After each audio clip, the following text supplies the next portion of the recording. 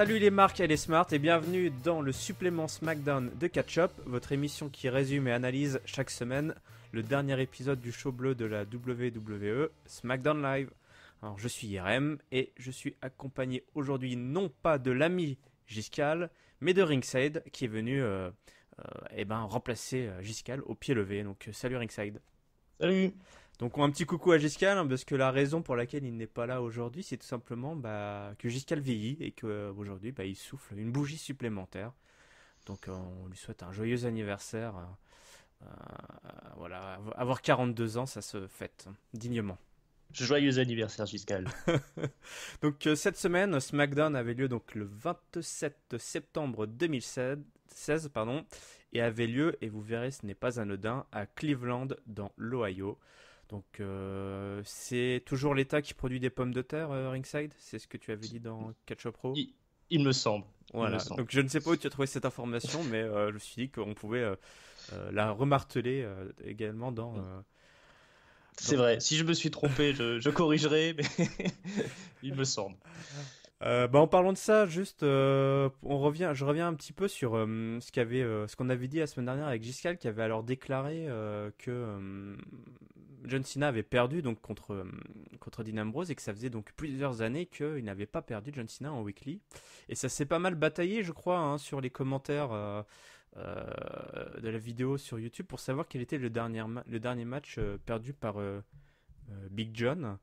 Et Je crois que facile à trouver ce match. Je crois que toi-même tu avais fait tes propres recherches Ringside.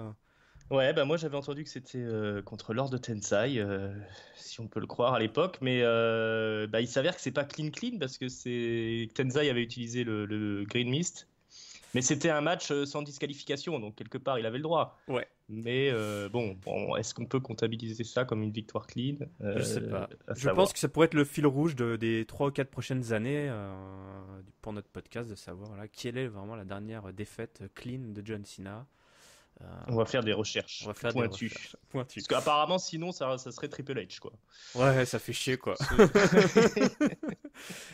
Triple H qui a encore enterré un petit jeune. Merde, il y en a marre. Pas possible, ça. Je vous rappelle de ne pas oublier de vous abonner à notre chaîne YouTube. Pourquoi ? Parce que nos copains de Catch-Up, comprenant notamment Ringside, hein, il était partout cette semaine. Hein. Tu étais partout. Ouais. On fait l'analyse du pay-per-view brandé rouge, Clash of Champions. Donc l'analyse. Tu étais avec Giscal, c'est ça, et Raphaël ? Voilà, on était à 3. Voilà, donc ça c'est déjà en ligne, hein, je pense. Ouais, c'était posté sur YouTube. Voilà, il y a un très bon générique d'entrée, vous verrez, c'est super sympa. Oui, alors effectivement, ne vous découragez pas si au bout de 57 secondes seulement vous entendez enfin la voix de Ringside qui annonce que ce n'est pas une heure de musique pour vous détendre. Alors, au menu, pour revenir à nos affaires de SmackDown, au menu de ce soir, alors il n'y aura pas beaucoup de catch cette semaine. Et Randy Orton a fait un caméo dans un nouvel épisode de la franchise Saw.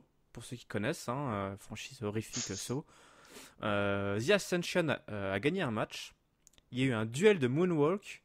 Un catcheur a fait un all-in pour obtenir un title shot. Et il y a eu un match de championnat pour le titre suprême.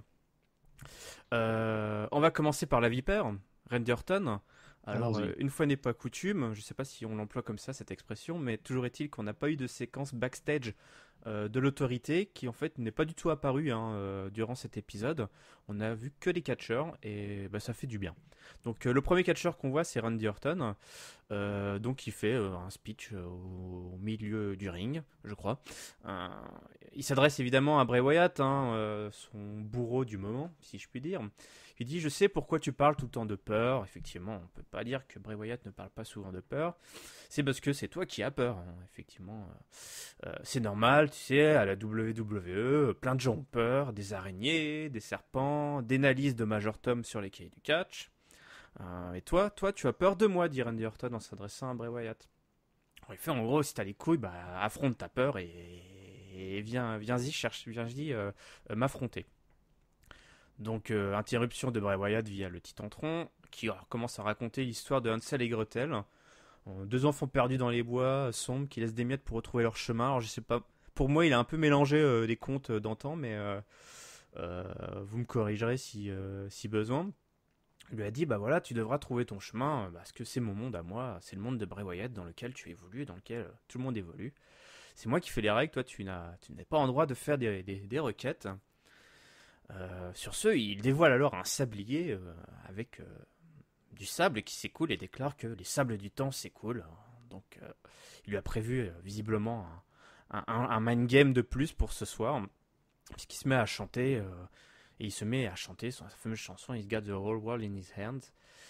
Et sur ce, Randy Orton donc, retourne au vestiaire, et ce sera donc le début de notre fil rouge, puisque c'est également le fil rouge de SmackDown, où on va voir Randy Orton confronté à des épreuves dignes de Fort Boyard à Stamford. Donc, écoute, ce que je te propose, Ringside, c'est que je continuerai de parler un petit peu de ce qui se passe pour Randy Orton tout au long de l'épisode, et puis on fera une petite conclusion une fois que Randy Orton aura réussi à terminer toutes ses épreuves. Écoute, faisons comme ça. Faisons comme ça, allez. Du coup, on enchaîne avec cette fois-ci du catch, puisque ce soir, on avait un 8-man tag team match, donc dans la division tag team, justement, avec les American Alpha qui faisaient équipe avec Slater et Rhino, donc nos champions en titre, qui affrontaient évidemment, je dis évidemment parce que voilà, il n'y a pas 32 équipes, les Usos et The Ascension. Donc, je vous ai un peu spoilé le résultat du coup, mais on s'en fout. Alors, on a un nouveau theme song. Nouvelle entrée pour les jumeaux, un peu plus gangsta. Pour les Usos qui ont vraiment laissé tomber leur cri de guerre et leur entrée très colorée.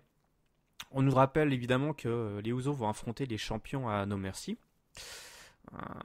Donc le match commence entre Jimmy Uso et Jason Jordan. Alors les American Alpha justement qui vont vachement se concentrer pendant ce match sur le bras de Jimmy. C'est un peu, voilà, vous vous attaquez à nos jambes, nous on s'attaque à vos bras. Mais les Usos ont retrouvé rapidement, on finit par retrouver le chemin justement du genou de Chad Gable, qui est toujours son point faible, toujours blessé. On a une coupure pub, ce qui a permis d'ailleurs à The Ascension de rentrer dans le ring et visiblement de catcher. Ça c'était un cadeau pour ceux qui étaient là, parce que nous on ne les aura pas vus vraiment catcher, parce que aussitôt les Usos reprennent le tag et donc reprennent le travail un peu plus sérieux, on va dire. Wrestling is serious business après tout.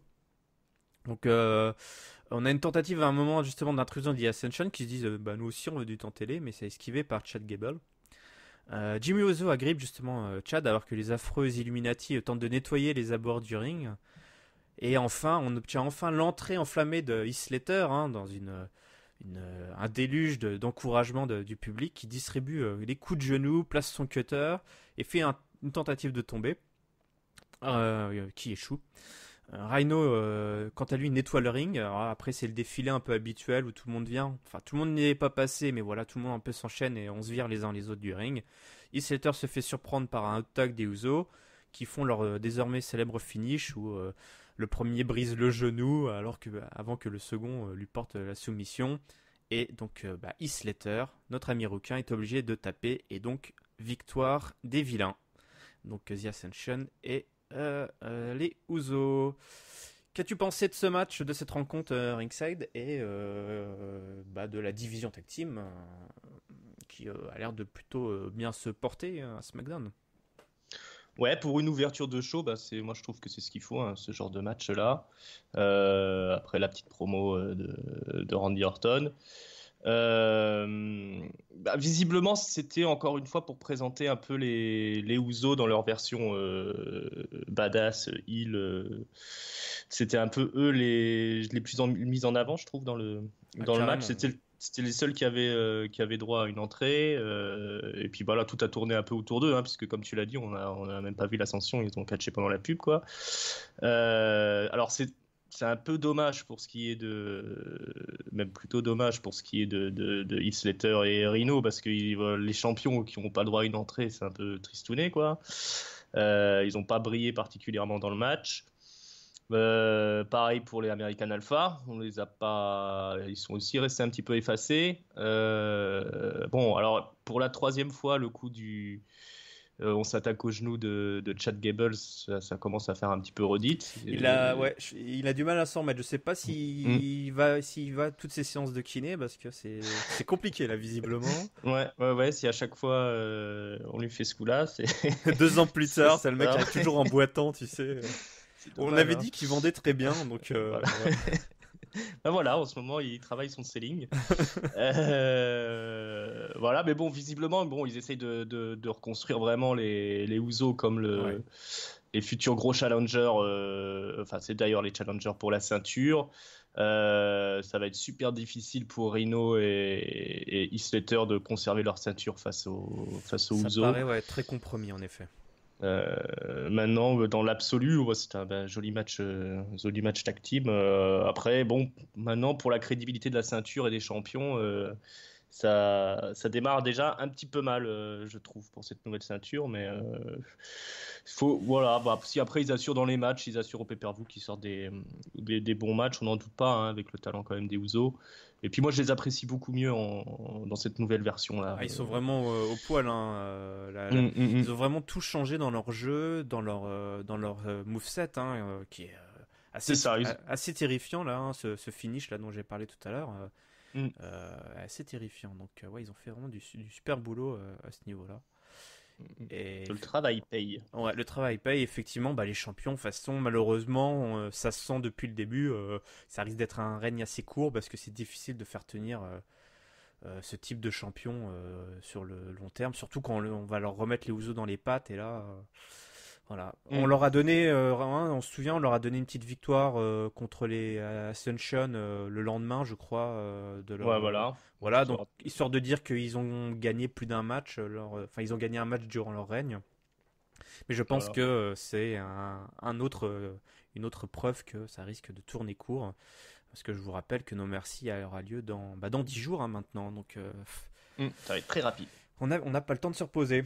Je reviens à notre petit fil rouge. Randy Orton, voilà, perdu dans les Ah. sous-sols du stade, qui tente de résoudre des énigmes, pas du père Fouras, mais du père du père Wyatt.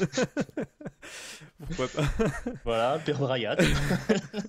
Donc je ne sais pas comment il se retrouve là. Vraiment, en fait, je t'avoue, je sais pas trop comment il s'est retrouvé là, vraiment à suivre ce parcours. Ah Il bah, fait une espèce de il a, parcours. il a tourné à gauche au lieu de tourner à C'est droite ça. en voulant sortir du truc. Bah, visiblement, il se retrouve face à une espèce de flèche en bois. Alors je sais pas si c'est un clin d'œil au reboot de Blair Witch. Là, ils ont relancé. J'ai vu qu'ils avaient relancé le film Blair Witch, Ah le oui, c'est projet vrai. Blair Ah Witch bah au oui, ça doit cinéma. être lié à ça. Voilà, donc il doit aller à gauche, enfin, la flèche il dit d'aller à droite. C'est un peu cartoon, hein. Et du coup, il tourne la Mm. flèche, du coup, il peut aller à gauche. On serait vraiment dans les Tex Avery de l'époque. Donc, il va dans une pièce et il évite ainsi une embuscade qui était visiblement tendue par Eric Cohen. Mm. Voilà, donc Bray reprend son speech, ça va toujours être le même pattern, hein. Le temps s'écoule, Randy, dépêche-toi, dépêche-toi. Bon, voilà, on enchaîne. Après la division tag team, on va parler de la division féminine. Alors, ce qui commence mal, dans le sens où on a Becky Lynch qui visiblement avait un match de programmé ce soir, mais elle n'ira pas bien loin parce qu'elle se fait attaquer tout simplement par Alexa Bliss euh, à l'entrée, pardon. Alexa Bliss qui est donc le first contender pour le championnat. Donc passage à tabac d'Alexa Bliss qui lui hurle aux oreilles que Becky Lynch, voilà, ne mérite pas le titre, c'est elle qui le mérite. Ça c'est habituel. On passe à la suite, puisque il y avait un vrai match pour la division féminine, puisqu'il opposait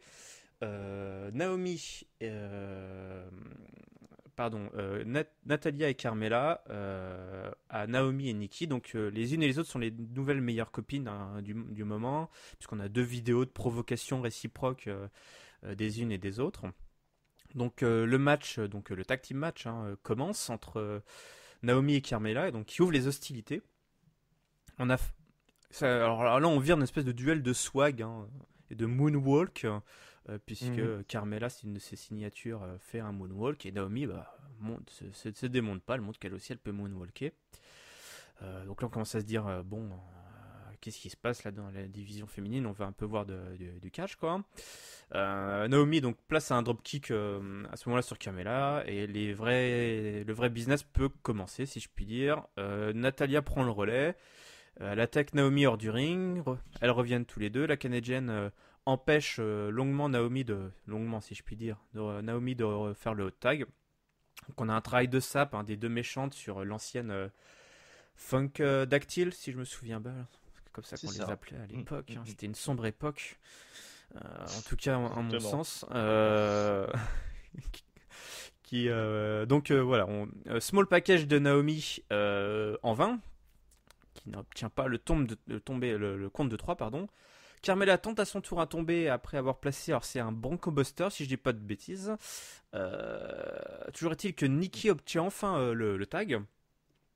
Elle place son gros kick là, mais alors Carmella profite d'une diversion de Natalya et obtient la victoire par roll-up sur Nikki. Donc nouvelle victoire de Nikki, enfin en tout cas elle a des méchantes, nouvelle victoire des méchantes et nouvelle victoire.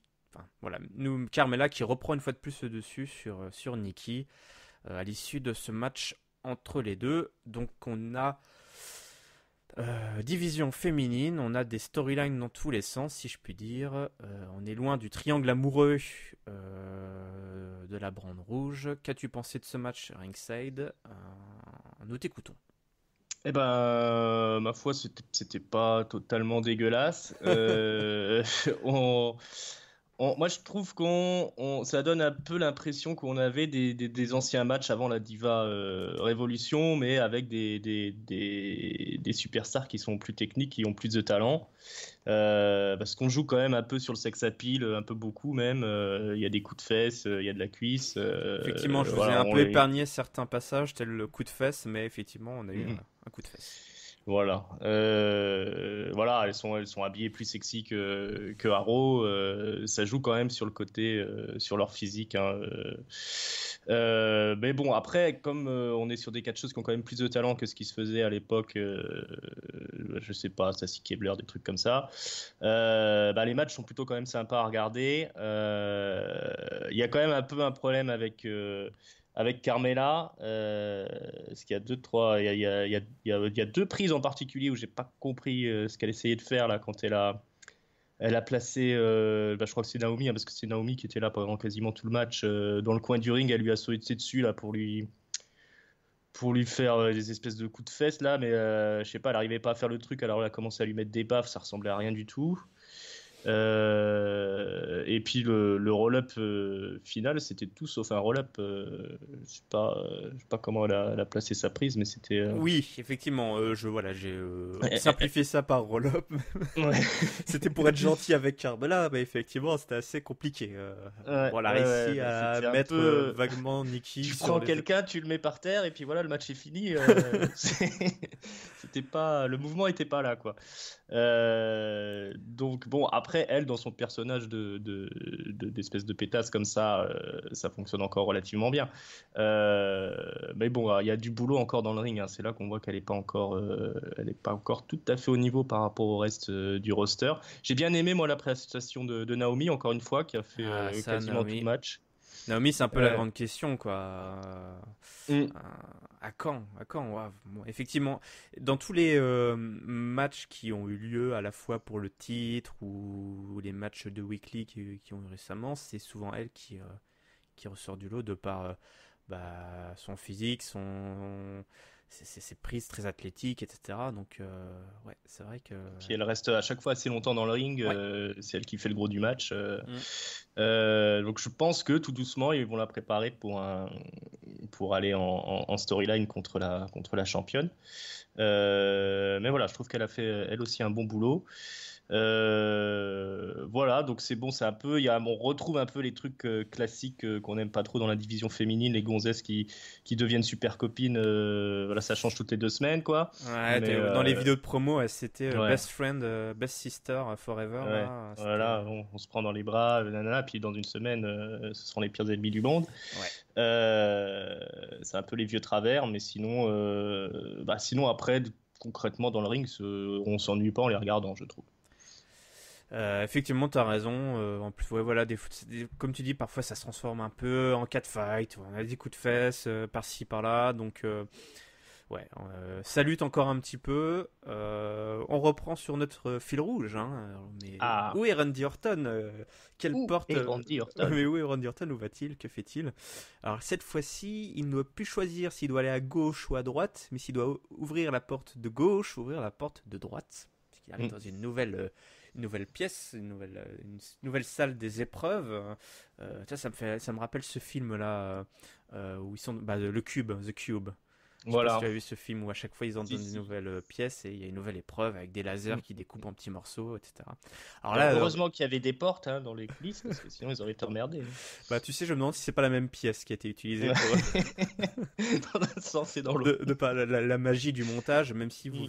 on verra à la fin qu'il y a, je sais pas s'il y a une déconnade au niveau du montage ou pas, mais toujours est-il que là, Randy Orton choisit tout d'abord la porte de gauche. Hein. Il y avait des inscriptions machiavéliques. Es-tu la proie? Es-tu le prédateur? Je suis un dieu. Merde à celui qui le lira. Merde à celui qui le lira. C'est ça, celui qui lit ceci est un con. Donc Randy Orton ouvre la porte de gauche sur laquelle était inscrit Je suis Dieu. Et là, alors là, c'est complètement flippant. J'ai trouvé, on tombe de nez à nez sur c'est un Randy Orton cartonné en carton qu'on trouve souvent dans les magasins de jouets ou les têtes de gondole. Donc évidé, donc les yeux découpés, tout blanc Mhm. et avec du sang qui s'écoule sur le torse cartonné de Randy Orton. Donc assez flippant. Mm. Il y Donc avait aussi un balai et et, un seau. voilà, un petit dédicace. C'est Triple H qui est derrière tout ça. Il y a aussi un balai, et puis un mec qui faisait le ménage, tu sais. Voilà. Qu'est-ce que vous foutez ici? Ouais. Peut-être que Triple H était là, en fait, il était caché. Les gens Mm. cherchent Triple H, donc Bah, euh, on l'a pas trouvé encore cette semaine. Il non. était peut-être pas loin. Donc, si vous écoutez effectivement Catch Pro, ils sont toujours à la recherche de Triple H. Donc du coup, Randy Orton, il ouvre cette porte, mais la referme aussitôt. Donc il dit, bah je vais ouvrir l'autre. Hein. De toute façon, j'ai plus que ça à faire. Donc il ouvre l'autre porte, ou en tout cas il hésite. Je sais pas s'il l'ouvre. Je crois peut-être qu'il l'entrouvre. Ou voilà, on est vraiment là, on décortique la séquence. Et en fait, Mm. là, alors en fait, il y avait un autre caméraman, ils étaient pas un seul, il y avait pas un seul un caméraman, il y en avait deux. Il y avait un deuxième caméraman qui était déjà dans la pièce suivante. Et on voit en contre-plongée que Eric Rowan était là et l'attendait. Donc c'était un autre piège. Et en fait, Randy Orton, bah, alors là, c'est assez incompréhensible. Randy Orton n'ouvre pas cette porte-ci. Il fait demi-tour, mais on voit pas vraiment ce qu'il fait. Et donc finalement, il ouvre aucune des portes. Je ne sais pas je sais pas où il va. Ouais. On ne sait Je pas où vais est-ce pas qu'il. pouvoir beaucoup t'aider, parce que j'ai pas trop compris le but, mais. Et, et on voit alors, la poignée de la porte qui gigote. Alors visiblement, Eric Rowan est enfermé à l'intérieur et C'est il ça. fait ouais, Randy, fais pas le con, viens ouvrir.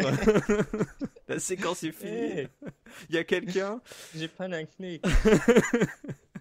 On rigole, on rigole. On va moins rigoler là, si tu veux. D'accord. Bon, sérieux. Pardon. Puisque ce soir, c'est la célébration. On est à Cleveland, Ohio. Comme vous le savez, Cleveland, Ohio, c'est la ville natale du Miz, votre champion intercontinental. Donc ce Quel soir, champion. le Miz a prévu via contractuellement une célébration en son honneur, hein, The Miz Homecoming Celebration. Backstage, on a une petite séquence marrante, on voit le Miz qui veut échanger un portrait du basketteur LeBron James, hein, qui est la star locale évidemment, par le sien. Donc évidemment, ça soulève les broncas du public. Donc on a le Miz qui s'approche sur le ring, qui décorait des différents portraits illustrant les nombreux faits d'armes du plus grand entertainer de la WWE. Hein. On C'est voit ça. un portrait de lui sûrement dans à ses premiers jours, des portraits d'acteurs, des portraits où il a gagné le main event, il était à WrestleMania, il était champion du monde. Et voilà, donc on a un vidéo package qui retrace justement la success story, hein, du champion, hein, de The Real World, pour ceux qui se souviennent, hein, l'émission de télé-réalité qui l'a fait connaître, jusqu'à son run de champion actuel, en passant par son célèbre cash-in sur Randy Orton, justement, hein, qui lui avait permis de devenir champion du monde. Puis le main event, hein, WrestleMania. puis on a même évidemment une petite séquence sur la célèbre Miss Girl, hein, qui était probablement... il s'attendait pas à être aussi célèbre. Donc on a d'abord une chip pop du Miz, voilà, qui tourne vite au vinaigre, parce qu'il finit par reprocher au public de ne pas lui servir, de ne pas lui donner la célébration qu'il mérite, hein, que c'est lui le véritable héros de Cleveland, pas comme ce traître de LeBron James. Effectivement, voilà, oui. le basketteur, voilà, oui. qui était parti, qui est revenu. Donc il remercie. Ça aussi. Comment? C'est facile, ça aussi. Tu pars, tu reviens, et tout le monde est content. Non. Ouais, il a raison, il a raison. Mais voilà, c'est le Miz, c'est un heel qui a raison. Il remercie ses parents qui sont venus, hein, ils sont aux premières loges, et apostrophe les parents de Dolph Ziggler qui sont là aussi. D'ailleurs, la mère de Dolph Ziggler était particulièrement à fond, hein, parce que Ah oui. C'était son moment de gloire. Son moment de gloire, alors que le père de Dolph Ziggler, lui, il avait du mal à retenir son fou rire. Par contre, la mère de Dolph était à fond, elle lui disait ferme ton bec, qu'elle faisait au Miz. Donc, évidemment, en s'en prenant aux parents de Dolph Ziggler, le Miz, personne ne sera surpris. Dolph Ziggler débarque, il apparaît, et donc il s'en prend à celui qui s'en prend à ses parents, ses amis, sa ville. Miz lui rétorque qu'il n'est qu'un perdant, hein. T'es un gros loser qui ne fait que perdre, voilà. Dit-il à Dolph. Alors Dolph lui rétorque que lui c'est un tricheur qui ne fait que tricher. Miz explique à Dolph que c'est vrai, à une certaine époque, Dolph Ziggler était quasiment un main eventer, hein, avant de devenir ce type là qui fait les openers pour chauffer la salle, quoi, on va dire, et perdre, voilà, tout simplement. Donc il lui dit qu'il serait gêné à la place de Dolph Ziggler s'il était Dolph Ziggler, quoi. Mais les parents, les amis, tout Cleveland devrait être gêné pour Dolph. Il dit je ne te donnerai pas de nouvelle occasion, sous-entendu d'avoir un title shot, hein, parce que c'est ce que réclame Dolph Ziggler évidemment, car tu n'as plus rien à offrir, hein, à part peut-être ta carrière. Et donc le Miz, hein, repart, il était avec Maryse évidemment. Il repart, il abandonne donc Dolph Ziggler, et alors qu'on pensait un petit peu que ça allait s'arrêter là, hein, on entend Dolph Ziggler qui fait hey Mike, attends, fais pas le con Mike, reviens. Tu as raison, je donne tout ce que j'ai dans ma carrière, et voilà, il n'a pas obtenu tout ce qu'il devrait recevoir, ou ce que les gens estiment que Dolph Ziggler aurait dû recevoir. On lui demande. Ça venait du cœur. Hein. Ouais, alors là, effectivement, par contre, il y avait déjà. À peine la caméra s'est posée sur Dolph que il avait les yeux rougis et les larmes, les yeux au bord des larmes. Là, on bascule vraiment dans une promo qui prend aux tripes. Il dit ouais, voilà, on me demande pourquoi sans arrêt, mais pourquoi Dolph, mon ami, pourquoi tu te bornes à continuer, tu mérites mieux, voilà, pourquoi tu fais pas comme Cody Rhodes et tous ces autres là, Damien Sandow. Enfin bref, c'est moi qui le rajoute, mais et là il dit c'est tout simplement parce que lui il peut pas s'arrêter, il a ça dans le sang, hein, Dolph Ziggler, il est accro, et effectivement sa carrière n'a pas connu le chemin qu'il attendait, mais voilà quoi. Puis il dit putain, tu fais chier Miz, bon allez, si tu me donnes une dernière opportunité pour le titre, je suis prêt à mettre ma carrière en jeu. Alors gros, une déclaration là, évidemment ça ne tombe pas dans l'oreille d'un sourd, hein, ça tombe dans celle du Miz, qui alors arbore à ce moment-là un somptueux sourire, tel un chacal, quoi. Évidemment, le Miz adore l'idée, il n'y a pas de bullshit, attention, tu veux mettre ta carrière en jeu contre le titre, ok, d'accord, mais tu me la fais pas comme bien d'autres avant, c'est un vrai... tu mets vraiment ta carrière en jeu, ce sera pas de transfert, tu n'iras pas à SmackDown ou à NXT, ou faire des congés sabbatiques, et puis tu reviens plus tard, non, c'est... pour de la vraie. Pour de la vraie. Si tu perds, tu te barres pour de bon. Là, Dolph, évidemment, accepte. Il fait oui, j'ai plus que ça, quoi, grosso modo. Et évidemment, challenge accepté. Pour nos merci, donc, nous aurons ainsi un match de championnat pour le titre intercontinental. Title versus Career. Donc, le titre du Miz contre la carrière de Dolph Ziggler. Quelle promotion, Ringside. Est-ce que tu as pleuré? Ah oui, j'ai écrasé ma larme. Tu es donc un être humain. Je sais ça, j'ai un cœur qui bat tout au fond de moi. Tu n'es pas qu'un robot qui fait 4 podcasts par semaine. Non, non, non, j'ai aussi des sentiments et je dois dire que ce Ziggler, il m'a touché. Cet homme au fond du gouffre là qui va lancer ses dernières cartes, hein, qui va faire comme tu disais le all-in, il fait tapis. C'était encore une fois une belle promo. Il y a quasiment rien acheté. Moi, le seul petit défaut que je trouve, Allez. c'est dans la vidéo de présentation qui rappelle toute la carrière du Miz. Ouais. À la fin, ils mettent le passage où Maryse, elle met un coup de spray dans les yeux de Dolph Ziggler. Ah bon? Il a peut-être Alors, pas eu le final cut, le Miz. voilà, c'est ça. Si c'est censé être un truc à sa promotion, c'est quand même un peu con d'avoir Alors je me souvenais surtout cette- qu'effectivement sur la fin il y a beaucoup de séquences où on le voyait mettre à terre Dolph Ziggler. Hmm. Ouais, ouais, ouais, ouais. J'avais oublié qu'ils avaient remis le coup du spray. Bon. Donc ça, c'est un petit peu idiot, on va dire. Mais bon, ça ne. Bon, il faut bien rappeler au euh, public qui est le méchant. Voilà, c'est ça. Je pense que c'était pour rappeler un petit peu les derniers événements. Euh, et puis par contre, alors pour le reste, quel sens du détail du mise, hein, qui est même au niveau des placements caméra, de la mise en valeur de Maryse, il est toujours au top. Euh, c'est pas quelque chose que fait par exemple Rousseff. Par rapport à, il s'occupe de lui, mais il va pas s'occuper de Lana. Alors que on voit qu'ils ont réfléchi à tout quand ils montent dans le ring pour ce qui est du Miz et de Maryse. Et puis du coup, il déroule la promotion. Il y a pas un accro. C'est on est presque on est à la perfection, je pense, Ah bah je sur un pense que là ça va segment faire comme une ça. belle vidéo de training pour le Performance Center. Ouais, ouais, voilà, là sur le coup, il montre encore que effectivement dans le roster, c'est un peu lui enfin, clairement il est à un niveau au-dessus du reste. Et puis du coup, ça pousse Ziggler à se donner à fond.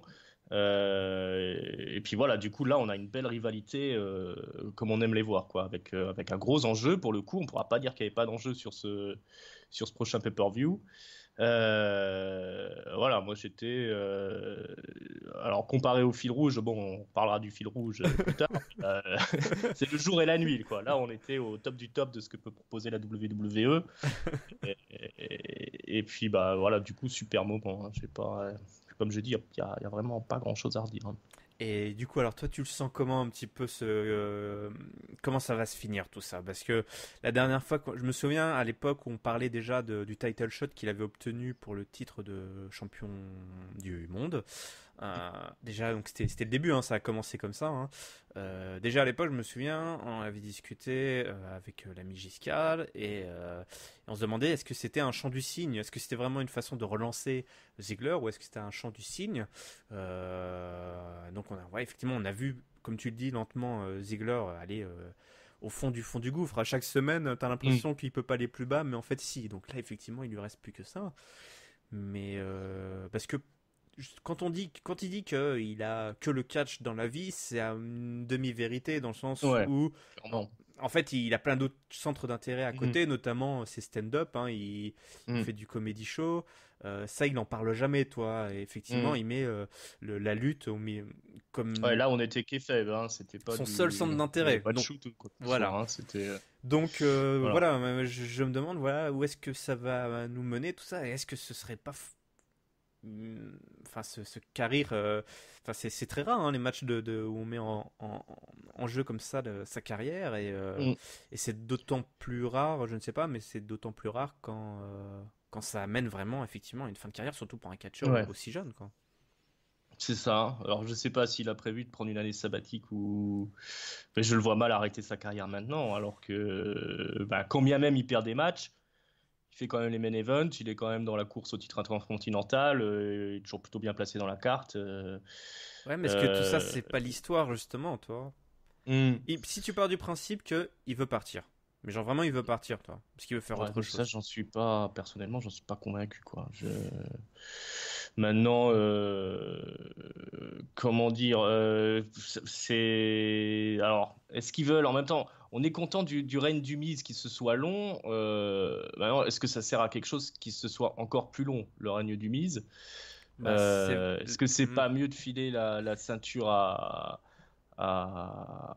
Dolph Ziggler s'ils veulent, parce que du coup, une fois qu'ils lui auront eu la ceinture, il sera vraiment un des piliers du show, Dolph Ziggler.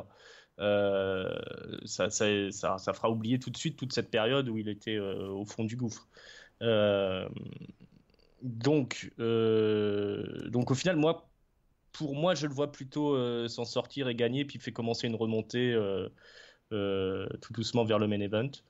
Ou en tout cas, au moins se stabiliser dans cette mid-card qui, là où je te rejoins, c'est que la mid-card à SmackDown, elle est pas très solide en fait. Je veux dire, tout le roster, enfin le potentiel de contender pour le titre intercontinental. Pas grand monde, on est un peu soit tiré vers le haut, soit vers le bas. C'est d'ailleurs un truc dont on avait parlé lors de les épisodes post-draft. C'est-à-dire que SmackDown, on a vraiment du star power, du main eventer bien établi, avec les John Cena, les Randy Orton, AJ Styles et Dean Ambrose. On a tous les petits jeunes qui sont vraiment tout en bas, qui ont encore beaucoup de choses à apprendre. Baron Corbin, les Apollo Crews, la division féminine, une bonne partie aussi de la division tag team. Mais après, pour le mid-card, et ils ont quand même le titre intercontinental, ce qui est un titre important, il n'y a personne, enfin, il n'y a pas grand monde en tout cas. Donc effectivement... du coup, ça va peut-être porter le titre intercontinental vers le main event. Oui, ouais. Tu vois, un peu plus haut avec des mecs un peu plus costauds. Je sais pas, admettons que Dolph Ziggler gagne, il pourrait rentrer en rivalité avec Bray Wyatt ou un truc comme ça, tu vois.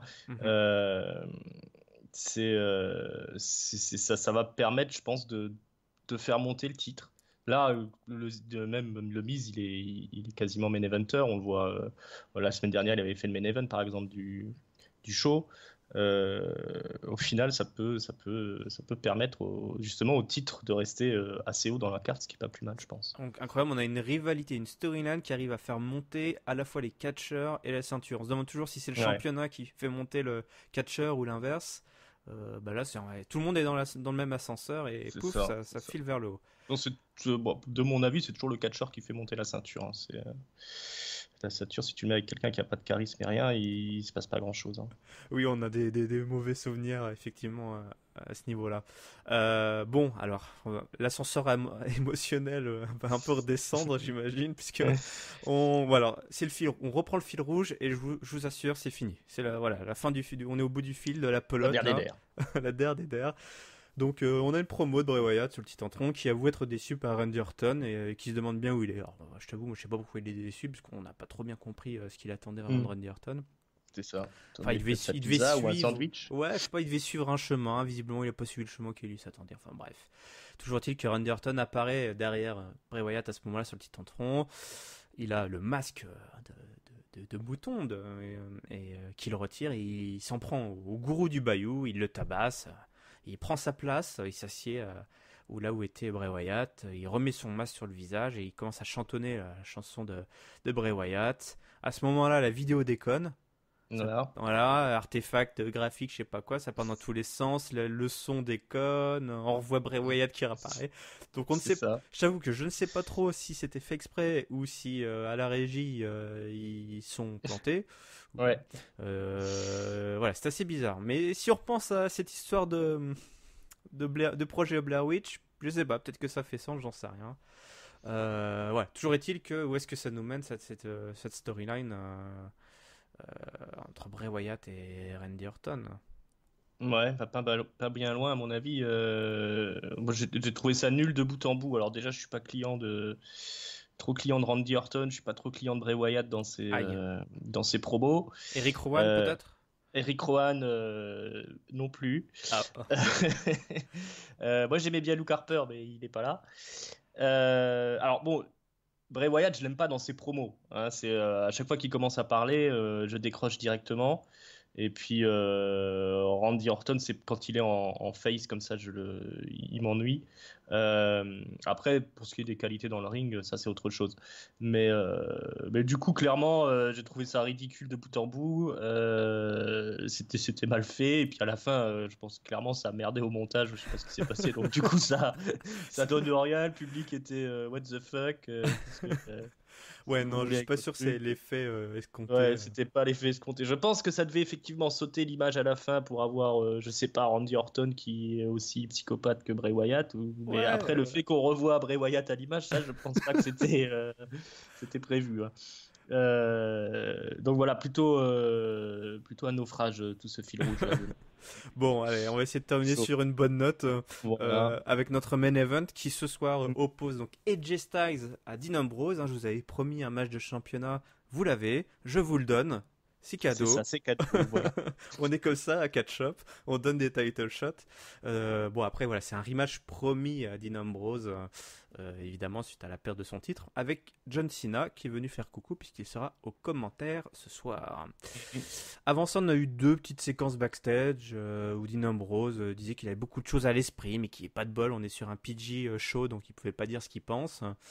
Et John Cena qui avoue que tout le monde il est beau, tout le monde il est gentil, ils sont à son top niveau, voilà, mais moi non merci, voilà, je batte l'un ou l'autre, je m'en fous, parce que moi ce qui m'intéresse c'est d'avoir ce 16e règne. Donc le match commence, notre main event commence, Dean Ambrose qui fonce sur AJ Styles, il le balance rapidement sur la table, il le passe à tabac, on apprend qu'il a même frôlé le DQ pendant une des coupures pub, hein, c'est John Cena qui nous annonce ça, visiblement il est un peu borderline Dean Ambrose, attention Dean, attention. Très bon commentateur, John Cena, parfait, qui d'ailleurs a annoncé qu'il serait très concentré sur le match par rapport aux commentaires. Et d'ailleurs, JBL le harcèle de questions, il le cherche, il le titille. Et à plusieurs reprises, John Cena le snob complètement. Donc c'était assez drôle à suivre les deux en même temps. On se retourne donc sur le ring, on se retrouve avec double impact entre les deux opposants. Dean Ambrose qui place un high cross et son backbreaker pour une tentative, un petit near fall. Dean Ambrose qui a enfilé un peu sa casquette de technicien à un moment. Hein. Il a essayé de la jouer un peu plus technique. C'est ça. C'est une casquette qui prenait la poussière. Je sais même pas si ça lui allait encore. Il avait dû la paumer sous son lit ou un truc comme ça. Les casquettes à boutons. Ouais, la casquette à boutons, il a dû détacher 2-3 boutons de plus. C'est ça. Donc il retente sa chance avec un Clover Leaf. Hein, mais AJ Styles donc, attrape les cornes, il sauve la mise. Forearm donc pour éjecter à nouveau AJ Styles, suivi donc d'un suicide dive mieux réussi que ceux de Cesaro au passage. Cesaro, si tu nous entends depuis ça suffit, faut arrêter. On a arrêté les conneries. On sait que c'est catché, t'as plus besoin de le prouver. Dean Ambrose qui non pardon, qu'est-ce que je dis, non, c'est AJ Styles qui reprend un peu le dessus, il travaille la jambe de Dean Ambrose, il place son Calf Killer, je ne sais pas si je le prononce bien. Ouais, je crois que c'est ça.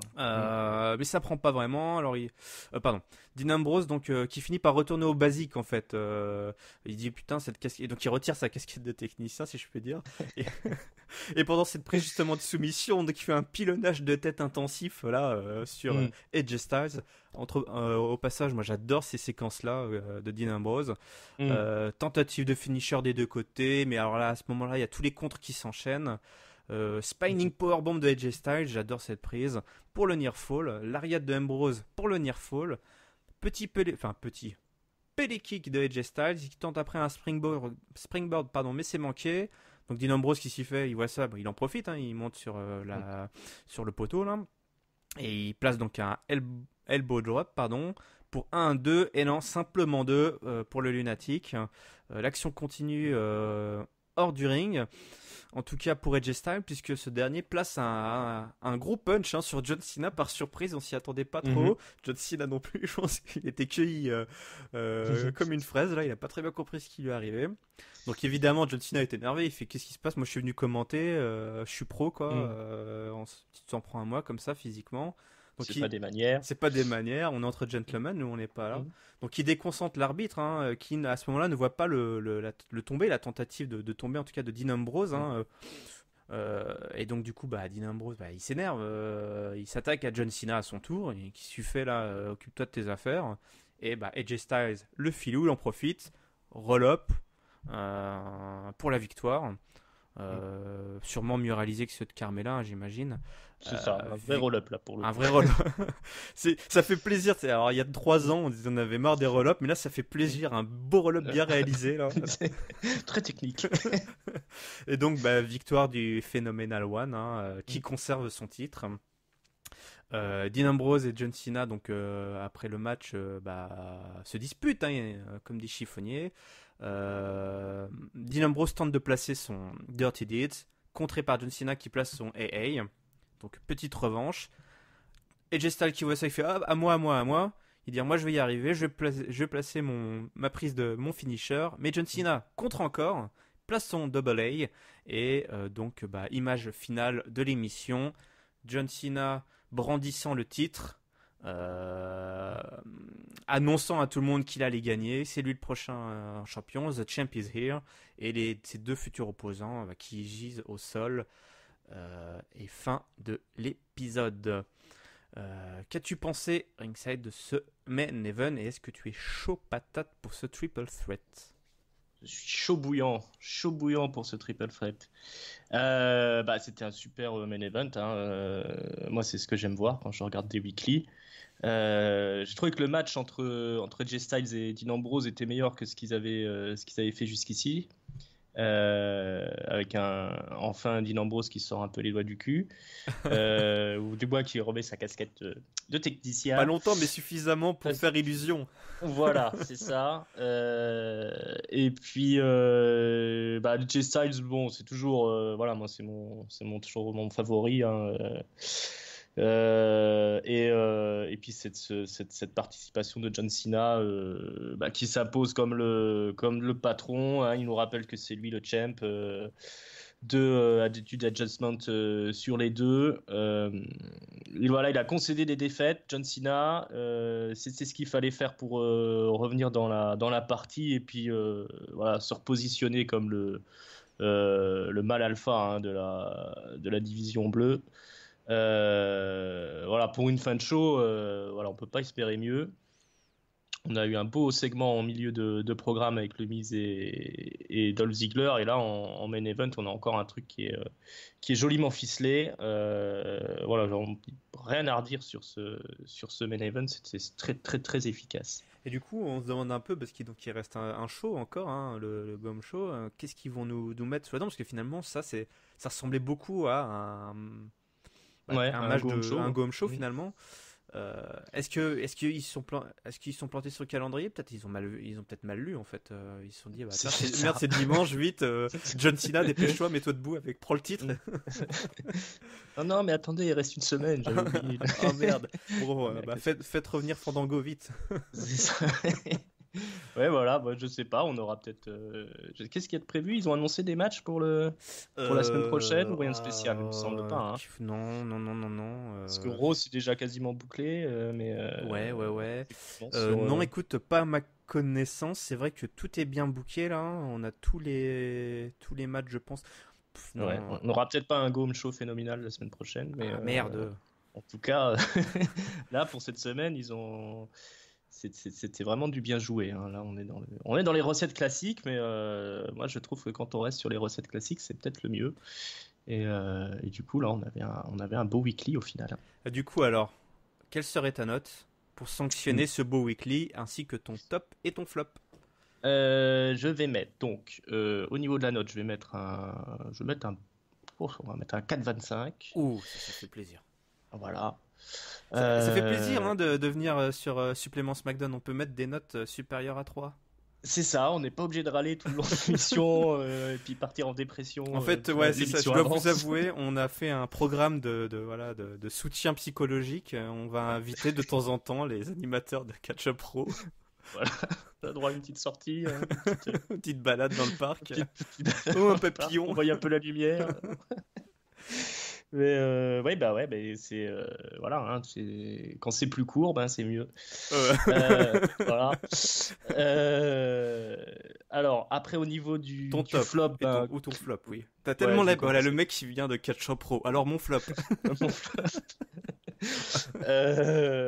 Non, ce satané fil rouge là avec avec Bray Wyatt et Randy Orton. C'était ni fait Ouais. ni à Ah bah faire. c'est la mauvaise couleur, hein, le rouge. Voilà, c'est ça, c'est ça. On se croirait revenu le lundi soir. Voilà, non, ça c'était pas bon. Et puis dans les tops, qu'est-ce que alors Ah bah il y avait. je pense que il y a de quoi faire. Je pense qu'on va mettre le segment de Miz et de Dolph Ziggler qui était vraiment excellent. Ah Il n'y bah a rien ouais, à allez, acheter. on tape large. On tape Mm. large. Bah écoute, moi pour la note, je vais te suivre. 4,25, ça me paraît vraiment bien. Ah ouais. Ça me paraît tout à fait correct. C'est Mm. difficile. Jusqu'à l'heure était là, il aurait mis 4,75, mais voilà. Voilà. Eh oh, Mm. on va pas- Bah oui, on se mais calme. on est moins amoureux de John Cena que Voilà. Giscal. Alors, en top, effectivement. Alors, je ne sais pas trop. C'est compliqué. Qu'est-ce qui s'est passé qui pourrait mériter un top Écoute, moi je vais aller plus loin. Je vais te dire le top pour moi, c'est vrai quand Dolph Ziggler a interpellé le Miz en lui disant hey, et qu'il l'a appelé par son prénom. Ouais. Alors là, c'est vraiment une séquence. C'est-à-dire que voilà, c'est une séquence très. Quand il a fait Hey Mike, alors qu'il commençait à s'en aller, je m'attendais à ce que ça se termine, toi. Je me suis dit, tiens, bon, voilà, la suite à la semaine d'après, toi. C'était Mhm. pas un go home show, je dis, bon, il va réfléchir, il va cogiter Dolph Ziggler et la semaine prochaine, il va sortir un truc. Et là, paf, Mhm. tu sais, c'est quand tu t'attends à ce qu'il se passe quelque chose et en fait, non. Et là, en plus, il l'appelle par son prénom et là, je me suis dit, oh putain, il va se Ouais, passer tout un de suite, ça truc. pose les bases, hein. On sent que Il- ça devient sérieux là. ouais, ça devient personnel. Donc, c'est vraiment ce Hey Mike. Ok, on va mettre ça, le Hey Mike. Hey Et Mike, Mike. Et le top. en flop, ouais, oh putain, qu'est-ce un moment précis du fil rouge. Je fais un moment précis du fil rouge entre ouais, c'est, À ce point de montage où il ouvre la porte et on se retrouve de l'autre côté, oui, ouais, par avec ça, exemple. ça fait vraiment pitié. Ouais. Ouais, ouais, puis ou la poignée qui gigote, c'est pas trop ce qui se passe à ce Mm. moment-là. Non, en fait, c'est les règles, voilà. Mon flop, c'est des règles. Voilà, c'était un mauvais maître du jeu, Bray Wyatt, en fait. Je voudrais pas C'est l'avoir ça. comme maître du jeu à une partie de jeu un JDR, tu vois. Mm, Il mm. a, il Mais a pas, il a pas bien expliqué. c'est peut-être pour ça qu'il est devenu un solitaire psychopathe, Le parce mec que veut c'était plus un jouer mauvais avec maître lui. de jeu, que personne ne veut jouer. Le Il gâche mec, les on, après-midi. on comprend rien, tu parles tout le temps, tu baragouines tes conneries, là. On veut juste jouer, mec, on veut lancer les dés, putain. Fais chier, on Oui, t'invitera mais tu vois, plus. le dé, c'est le mal. Le dé, c'est Ta gueule. dégoulinant. Ok, bon, bah voilà. Bon, voilà, c'était mon top et mon flop qui était en fait comme toi, mais Voilà, en... la même chose mais différent. même chose, différent. C'est ça aussi le supplément SmackDown. C'est ça. Et ben voilà, c'est ainsi que se termine ce nouveau numéro. Je vous rappelle que vous pouvez nous suivre sur iTunes, sur YouTube et sur PodCloud. Si vous vous abonnez à YouTube, vous aurez de temps en temps des petites surprises comme des analyses de pay-per-view. N'hésitez pas aussi à partager le podcast dans vos réseaux sociaux ou lors de vos nombreuses sorties du dimanche. Hein. Parlez-en autour de vous. N'hésitez pas Mhm. à alpaguer les gens dans le métro.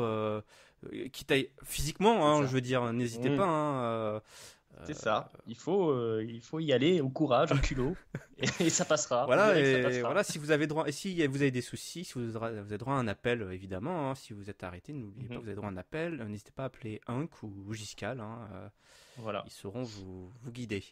Et vous me réconfortez. Conforté. Merci Ringside pour Mais je t'en prie. ta venue.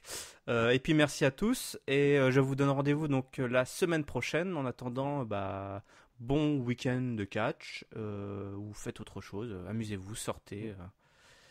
Profitez de la vie. Profitez de la vie. Allez, salut! Ciao, ciao.